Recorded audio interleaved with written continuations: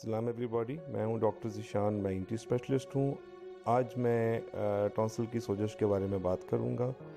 Tonsil की सोजिश हर किसी को कभी ना कभी ज़िंदगी में ज़रूर हुई होती है और उसके साथ उसको गले में दर्द होना, खाने पीने में मुश्किल होना, बुखार होना या गले की गिल्टियाँ बढ़ जाना शामिल है।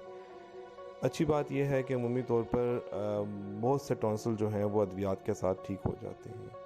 इस वीडियो में आप देख सकते हैं कि इस बच्चे के टॉन्सिल्स जो हैं वो ना सिर्फ बड़े हुए हैं बल्कि लाल भी हैं और उन पे पीप के छोटे छोटे दाने भी हैं।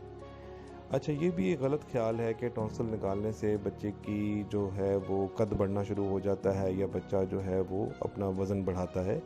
ऐसा नहीं होता।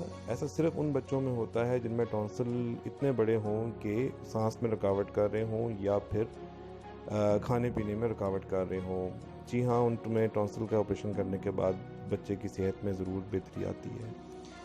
टॉन्सिल का ऑपरेशन जो है वो हर किसी में नहीं किया जाता। सिर्फ उन सूरत हाल में किया जाता है जहाँ टॉन्सिल सांस या खाने पीने की नाली में रुकावट कर रहा हो या टॉन्सिल की जो बार बार सोजिश की वजह से बच्चे का स्कूल मिस हो रहा हो या किसी बड़े बंदे के काम में हट जा रहा हो।